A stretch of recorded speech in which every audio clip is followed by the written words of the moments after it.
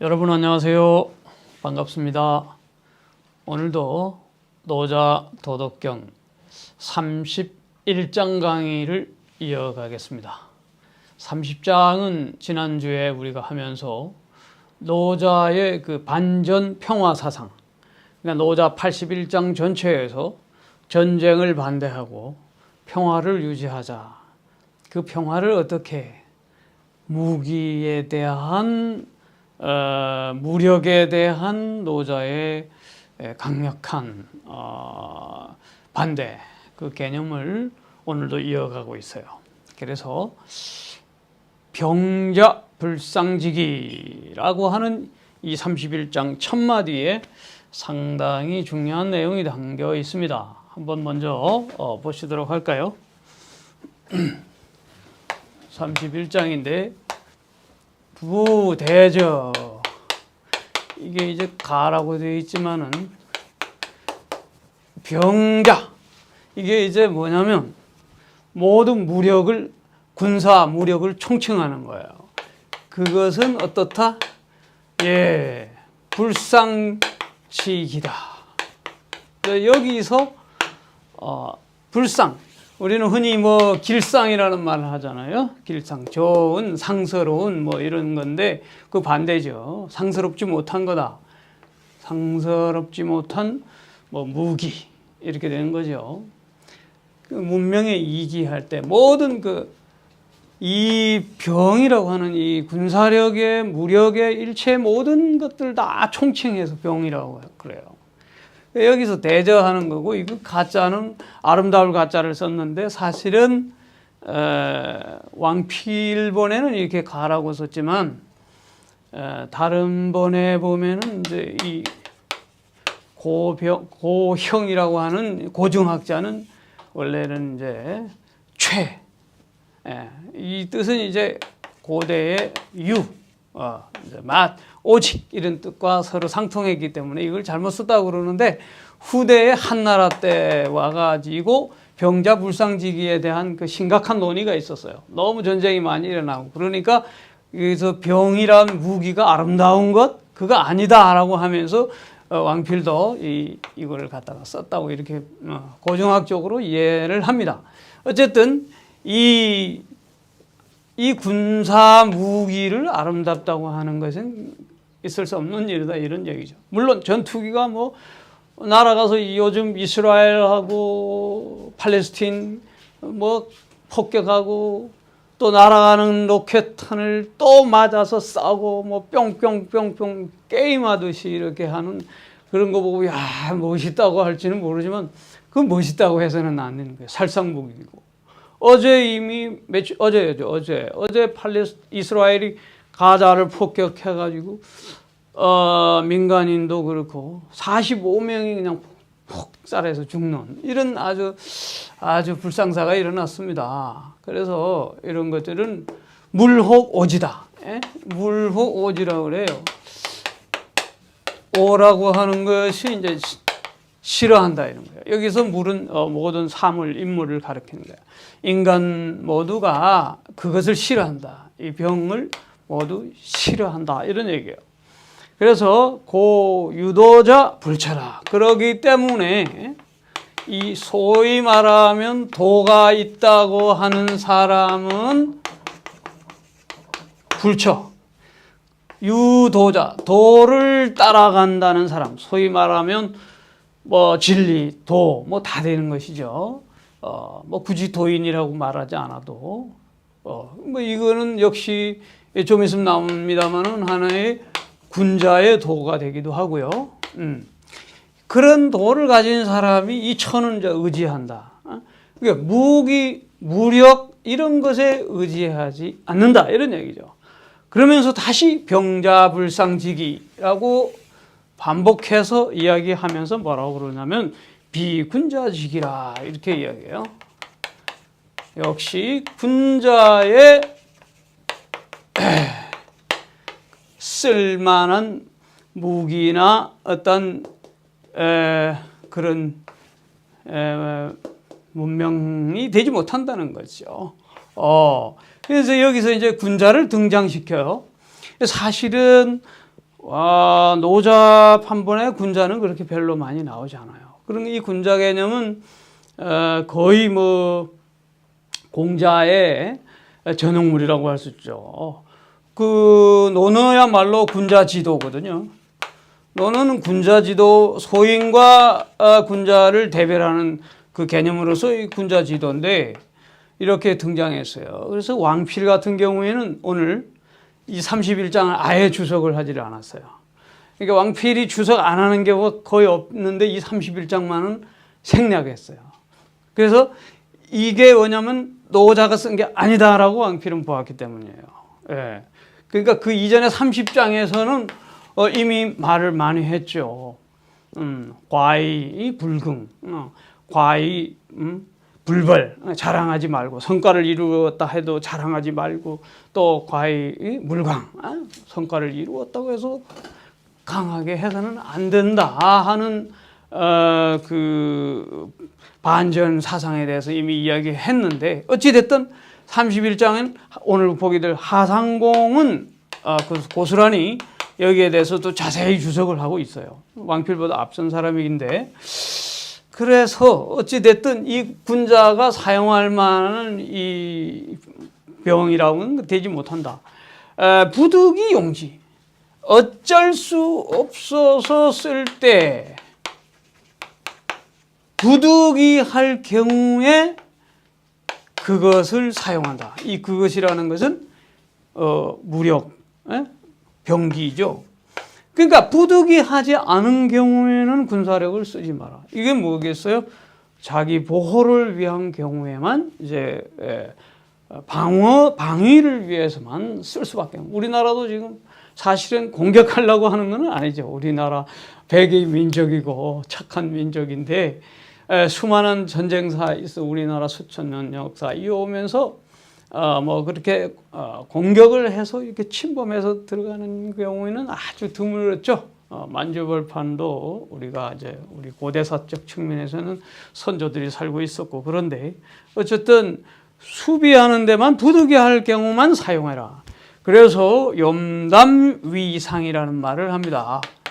오늘 중요한 단어입니다. 이것은 염담위상. 여기서 이게 편안할 염자예요. 그리고 이거는 맑을 담자. 그러면서 이게 그 고요하고 편안한 것을, 맑은 것을 으뜸으로 삼아라, 이런 거예요. 그러니까 이 전쟁하고 이 난리하고 하는 거하고는 반대 개념이죠. 염담, 그것을 위주로 삼아라. 그러면서 이제 평상시에 는 좌측에 앉고 전쟁이 일어날 때는 우측에 앉고, 뭐 편장군은 좌쪽을 귀하게 여기고 상장군은 우쪽을 귀하게 여긴다. 이런데 이제 좌우 개념이 나와요. 좌측은 동쪽을 말하는 거예요. 태양이 뜨는 것이고. 그러니까 옛날 중고대에서 남면, 여순 임금이 남면을 탁 바르게 하고 한다는 것은 이제 우리 광화문이나 경복궁에도 가보면 남쪽을 향하여 다 이렇게 되어 있지 않습니까? 근정전이든 다 보면 여기 이제 좌우로 쭉 이렇게 무 이렇게 쭉 늘어서잖아요. 남쪽을 바라보고 있어요. 그러니까 좌쪽은 이제 동쪽에 해가 뜨고 양의 기운이고, 우쪽에는 이제 그 서쪽에 해가 지는 음의 기운이다. 이렇게 하면서 풀어 나갑니다. 그래서 뭐라고 그러냐면은 먼저 이 다음에 조금 더 제가 앉아서 설명할까요? 네.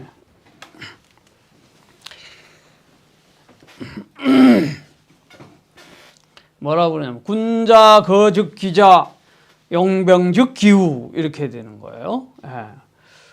요 위에서 이제 제가 이 부분을 먼저 말씀을 드려야 되는데, 군자가 거할 때는 좌측을 귀하게 여긴다. 군자 거주 귀하게 여긴다. 좌측이고요. 그 다음에 용병할 때는 이제 우측을, 용병할 때, 그때는 이제 우측을 귀한다. 이런 이야기가 무슨 말이냐면은 군자가 이제 또 나오지. 그러니까 이 군자는 이 좌측, 다시 말하면 해가 뜨는 동쪽, 임금이 남쪽을 바라볼 때 그 좌측이에요. 그리고 용병이라는 건 군사를 동원할 때, 그때는 이제 전쟁을 말하는 거예요. 군사가 동원된다는 건 전쟁을 말하는 거고, 전쟁이 일어나는 거는 살상을 말하는 거죠. 그래서 그쪽을 귀하게 여긴다. 이렇게. 병자불상직이 부빈자직이 부득이용지 염담위상이다. 이제 이렇게 나오면서 승의불미, 전쟁에서 이겨도 그것은 아름답지 못하죠. 사람을 살육했는데 아름다울 리가 없죠. 미지자, 그걸 아름답다고 하는 사람, 시 락살인이다. 이거는 바로 살인을 즐기는 사람이다. 이런 얘기예요.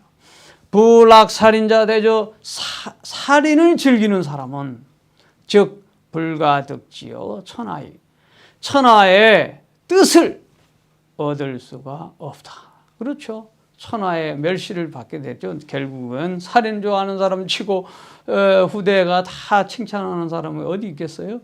뭐 히틀러라든가 뭐 대표적인 살인자들 얼마나 많습니까? 그러면서 길사상자 흉사상우, 이 길이라고 하는 거예요. 상스러운 거죠. 동쪽에서 해가 뜨고 초목이 자라고 주역의 음양의 원리에 따라서 또 이렇게 옛날 고대 많이 생각을 하죠. 음양 오행사상도 이렇게 들어있는 거죠. 흉사상우, 흉이라는 건 사람 죽는 거잖아요. 전쟁을 일으키고 사람이 죽고 태양이 서쪽에 지듯이 그런 쪽은 이제 그런 것은 우 쪽을 숭상한다. 이건 뭐냐면 죽은 사자들도 모실 때 그쪽 오른쪽에 그쪽에다 모시거든요. 그러면서 사자, 편장군은 거자, 편장군은 한 부장급이 되는 거고 상장군은 거우, 그 대장이죠. 그거는 우측이에요. 왜냐하면 병력을 동원하는 데 있어서 살인하고 죽이는 일, 무력의 시위에서는 아주 오른쪽을 항상 중시하기 때문에 오른쪽 거 한다. 그런데 이런 것은 이 상내 처지다. 이런 것은 뭘 말하는 것인가 하면은 상내로서, 상내, 사람 초상의 예의를 말하는 거잖아요. 상내로서 그것을 대하기 때문이다. 이 말은 무슨 말이냐면 상장군이 오른쪽에 있다고 하는 것은 다시 말하면 군사와 무력을 일으켜서 많은 사람들을 죽이고 그래서 승리하게 되는 거잖아요. 그렇기 때문에 거기는 반드시 상내가 같이 가줘야 된다 이런 얘기고, 살인지 중 죽은 사람이 많았을 경우에 그때 이 애비 없지 슬퍼하고 통곡 슬퍼하면서 눈물을 흘리게 되는 것을 말하는 것입니다. 그래서 승이 상내 처지, 이겨도 상내로서 대하여야 된다. 그러니까 승리자라고 해서 그것이 아름답다고 하지 말고 그 상대를 물리쳐도 죽였기 때문에 거기에 대한 마땅한 상례로서 예를 대해야 된다. 이런 이제 37장 내용인데 아까 말씀드렸듯이 하상 왕필은 여기에 대한 추석을 달지 않았습니다. 하상공에 대한 얘기를 한번 들어볼까요? 상이라고 하는 것은 이 선하다. 그러니까 선한 게 불상직이, 이 상스럽지 못한 것은 착한 것, 훌륭한 것, 좋은 것이 못 된다 이런 얘기고, 병이라고 하는 거예요. 무력, 군사 이런 거는 량정신 탁화기라고 그랬어요. 량이라고 하는 거는 뭐예요? 슬플 량자잖아요. 그러니까 우리의 정신을 슬프게 하고 화기를 아주 탁하게 만든다. 그래서 이건 뭐냐면 불선인직이야. 선한 사람의 기물이 되지 못한다. 부당수식이, 당연히 이 병이나 무력이나 이런 것을 수식하는, 뭐 아름답다, 뭐 가병지기 이런 식으로 수식해서는 안 된다는 거죠. 그래서 물어보지 사람들이 그걸 싫어하는 거는 왜 그런가? 이게 무슨 뜻이냐? 병동즉 유소해. 그렇죠. 군사가 일으켜서 움직이면 바로 거기에는 반드시 해가 따르게 돼 있다. 고 만물무유 불오치. 그러므로 만물이 그 병력의 이동에 대하여 싫어하지 않는 것이 없단 말이죠. 고유도자 불처. 그러므로 도 있는 사람들은 불척이고 그러한 그 나라에 처하거나 의지하지 않는다. 그런 나라에 즐겨 뭐 추종하거나 그러지 않겠죠. 군자 즉 귀자 그런 거는 뭐냐? 이 좌를 이제 하상공 특유의 기법으로 해석을 합니다. 좌를 유약으로 해석합니다. 부드럽고 약한 거. 그러니까 이 노자는 유약승 강강, 다른 데서 그러잖아요. 부드럽고 약한 것이 강하고 단단한 것을 이긴다. 이것이 노자의 기본 사상인데, 유약을 좌라고 이렇게 생각하고, 우는 게 상장군이니까 강하니까 뭐 단단한 거죠. 죽이는 거죠. 이게 당연히 병자즉 기우. 무력을 하는 사람은 이게 강한 것을 상징해요. 그래서 귀 강강이야. 여기서 이제 아까 말한 하상공이 다시 유약이 강강한 것보다 우위에 있는 것으로 생각하고 해석합니다. 차은 병도여 군자지도 반 이렇게 돼요. 이 말은 병도와 군자지도, 그러니까 병사의 도가 있고 또 군자의 도가 있는데 이 두 도가 서로 상반된다는 것이죠. 군자의 도는 이렇게 병도와는 같지 않다는 겁니다.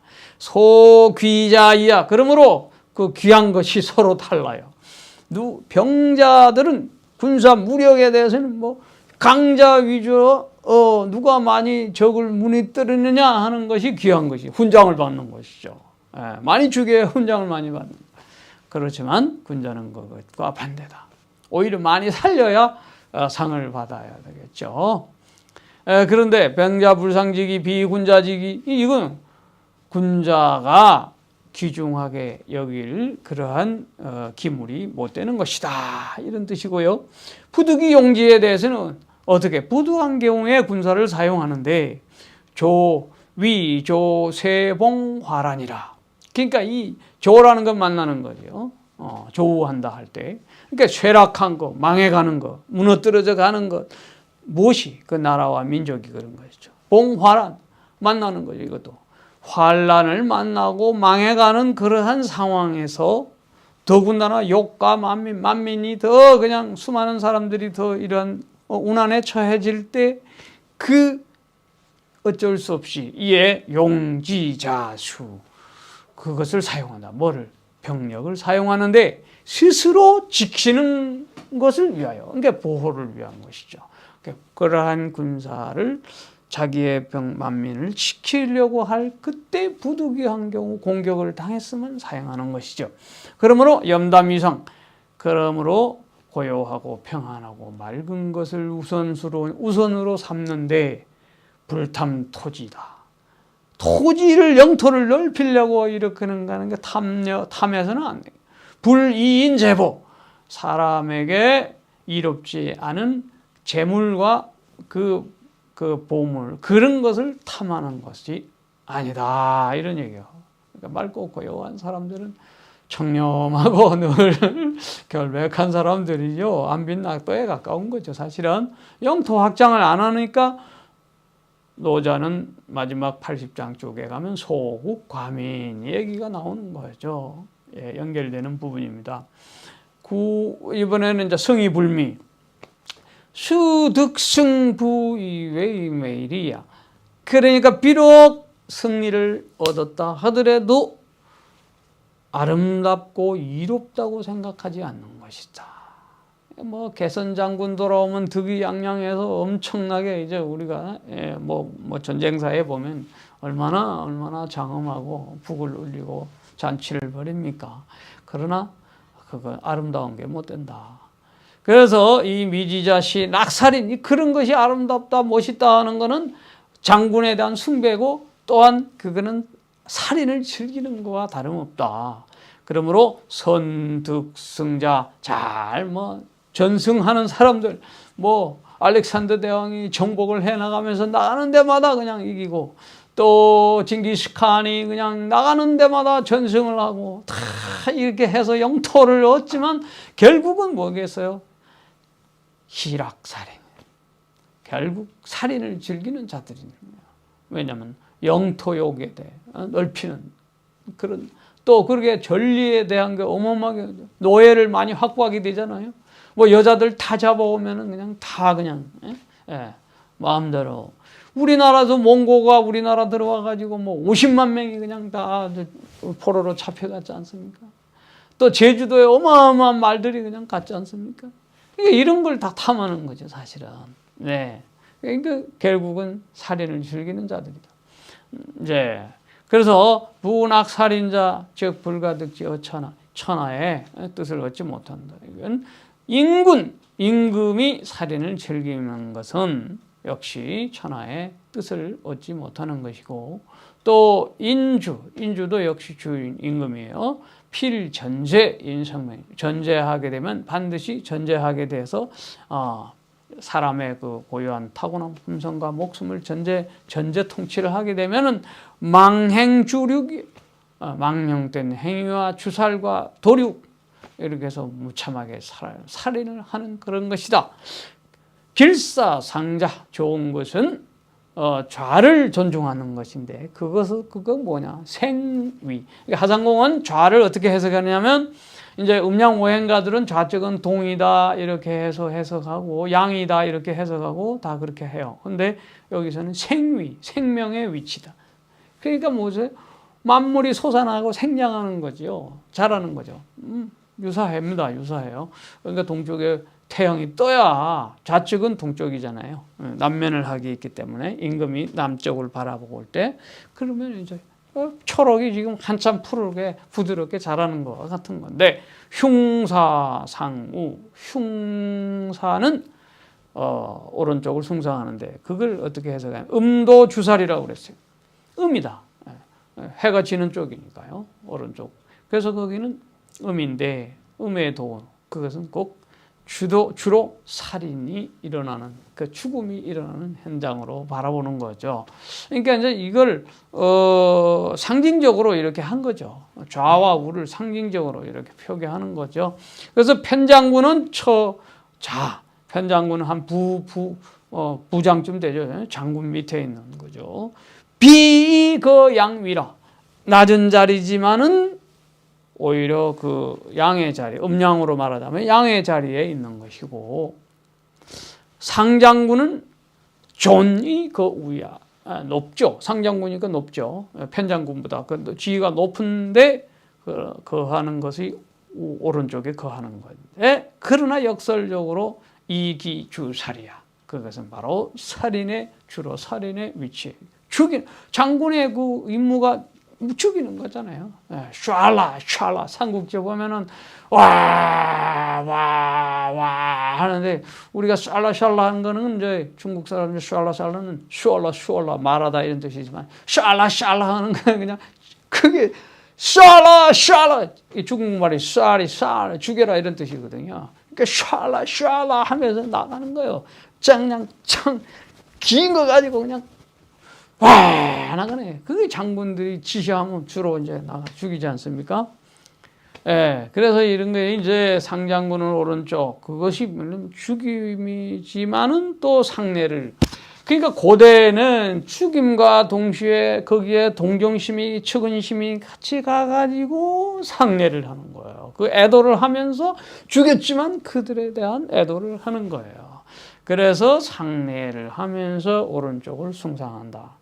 그리고 사윈귀음야, 죽은 사람은 그래서 음지에 가는 거죠. 그래서 귀음이 되는 거죠. 방향성을 따지면 살인지 중다 많이 죽게 됨으로써 이제 슬퍼하고 통곡하고 우는 건데, 이건 결국 수기 덕박이 되는 거죠. 상기 덕박. 자기의 몸을 결과적으로는 자기를 상하게 하고, 그러다 보니 이 덕이 약해지는 거죠. 덕이 얕아지는 것이죠.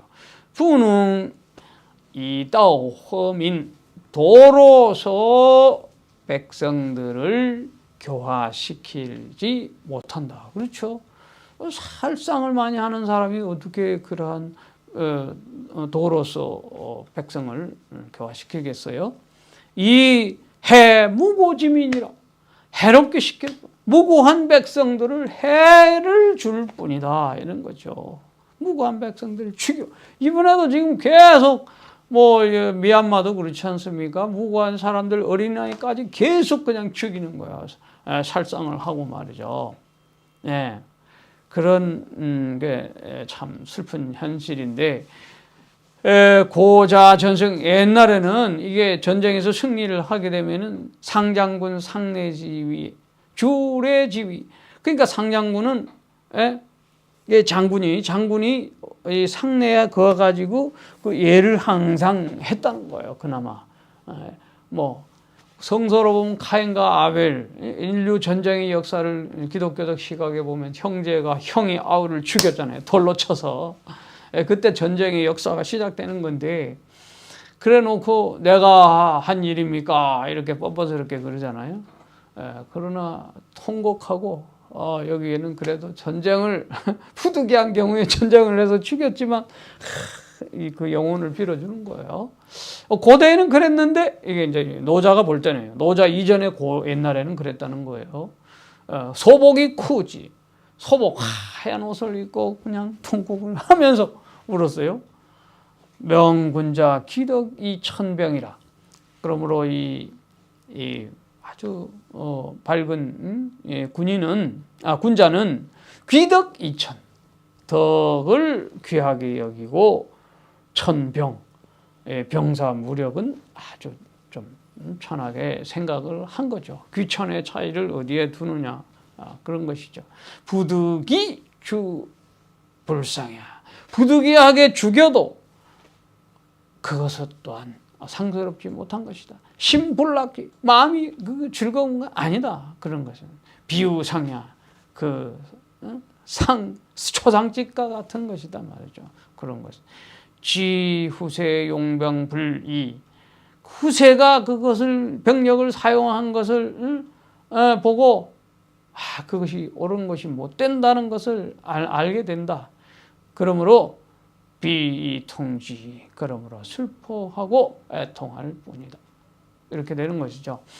그러니까 결국 그 병자불상직이 이 모든 무력의 그 행위는 일체 어떠한 경우라도 아름답지 못한 것이다. 우리나라도 사실 군사강국이 세계 6인가 그렇게 된다고 그러지 않습니까? 어마어마한 거죠. 남북 대치 상황에서. 이럴 때 서로 남한, 북한이 좀 무력 증강을 너무 하지 않고 방위비도 좀 감축하고 서로 백성들이 잘 사는 쪽으로 가면 얼마나 좋겠습니까? 이제 공교롭게도 내일이 5.18입니다. 5.18.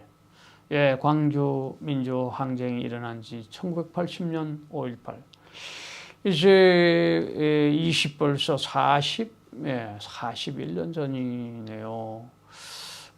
그리고 그 비극이 지금 미얀마 백성들이 거기 대부분 그래도 중국 쪽에 가깝고 공산주의의 어떤 기본적 그 이념과 사회주의적 이념들이 이제 좀 더 많이 지금 스며 있는 곳인데, 지금 일반 백성들은 오히려 한국적 상황을 세계에서 본받아야 될 나라로 지금 생각하고 있어요. 5.18의 그 기억을 같이 되살리면서 그렇다고 그래요.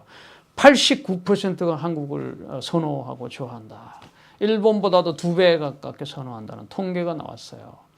네, 그러한 민족의 그러한 아픔, 그를 통하여서 무력이 오래가지 못하고 민주의 그 열망하는 시민들의 한거가 결국 승리를 이끌어낸 것이죠.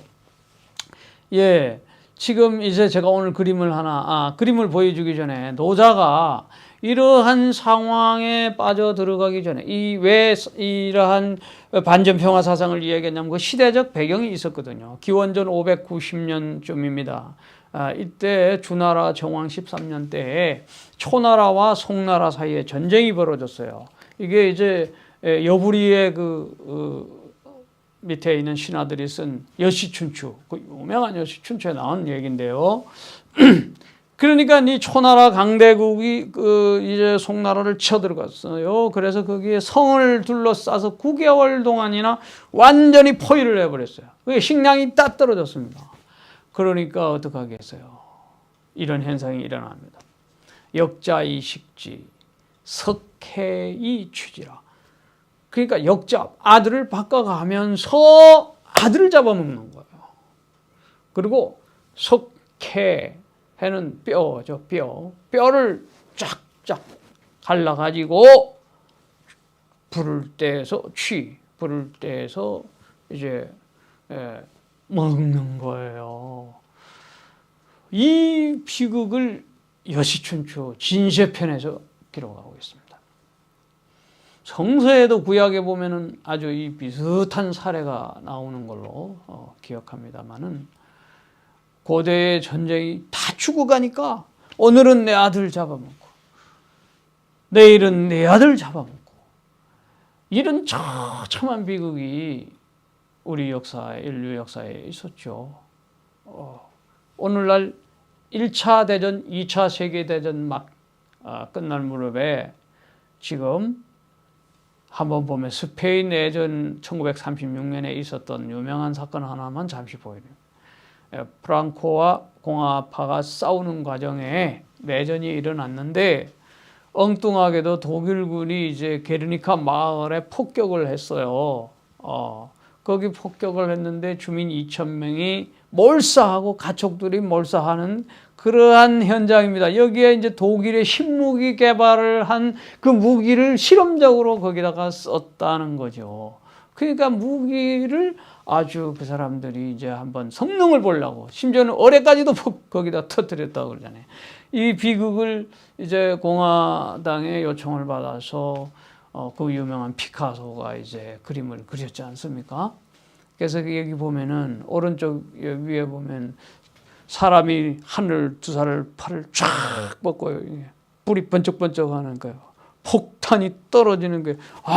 이 하늘을 향하여 막 이런 일이 웬일인가 울부짖고 있죠. 그리고 좌측 중간에 보면은 말 한 마리가 있는데 창에 팍 찔려가지고 울부짖죠. 바로 그 밑에 보면은 사람이 들어 누워가지고 이제 오른손에 이 칼을 하나 졌는데 칼이 부러진 채로 나동거려진 시체 싸우다가 죽었죠. 또 왼쪽에 또 여기 보면은 어머니가 아기를 안고 죽어있는 완전히 쓰러져 있는 아기를 안고 통곡하는 장면들이 있어요. 전쟁의 참사와 이 비극을 이렇게 피카소 보여주는 유명한 그림입니다. 제가 스페인에 갔을 때 한번 가서 직접 보기도 했습니다. 이 전시할 때 한번 갔는데요. 어쨌든 이러한 비극의 현장들이 뭐 인류 전쟁의 역사에 얼마나 많은지 모르겠어요. 지금도 오늘 마침 5.16 지나서 5.18 그 사이 5.17입니다.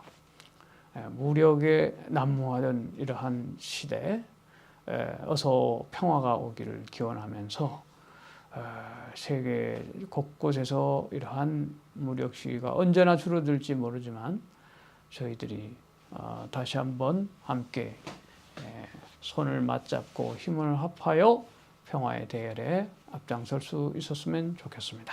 오늘 로자 31장을 공부하면서 반전 평화 사상의 장면을 병자불상치기, 염담위상 이 두 가지 말씀을 생각하면서 마치도록 하겠습니다.